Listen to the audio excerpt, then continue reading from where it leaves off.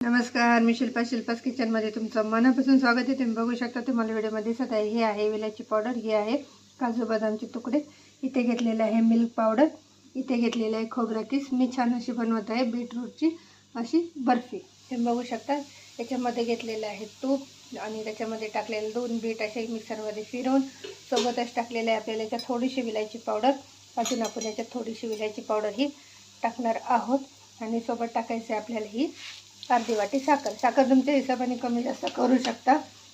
ही बर्फी खूप हेल्दी आहे, छान अशी मस्त. याला छान असं साखर आपल्याला पूर्णचं पाणी निघेपर्यंत आपल्याला हे बीट साखरेमध्ये परतायचं आहे. तुम्ही बघू शकता आपली साखर छान अशी विरघळली आहे. सोबत टाकायचं आपल्याला हे डेसिकेटेड कोकोनट.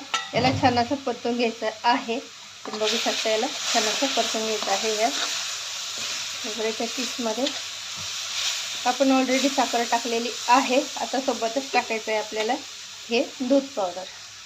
अर्धा टाकायचं आहे, नंतर अर्धा टाकायचं आहे, कारण की काय होतं, मग खोबऱ्याच्या किसामध्ये हे पावडर टाकल्यामुळे त्याचं पाणी छान असं सोक होऊन जातं. त्याला छान असं मिक्स करून परतायचं आहे.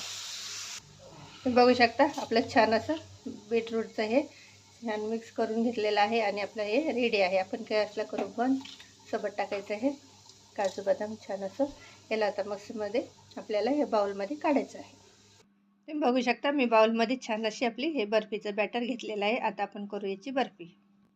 तुम्ही बघू शकता, आपली बर्फी किती सुंदर अशी झालेली आहे. सोबतच आपण याच्यावर ठेवलेलं आहे डेकोरेशनसाठी काजू बदामचं हे तुकडे. तर तुम्हाला अशी माझी बीटची बर्फी कशी वाटली नक्की मला कमेंट करून सांगा. शेअर करा, सबस्क्राईबर करा, शिल्पास किचनला लाईक करा. तसे बी छोटे मुलं बीट खात नाही, तर हा चांगला पर्याय आहे मुलांना बीट खाऊ घालण्याचा. तर नक्की ट्राय करून बघा आणि मला मग कमेंट करून सांगा की तुम्हाला अशी माझी बर्फी कशी वाटली.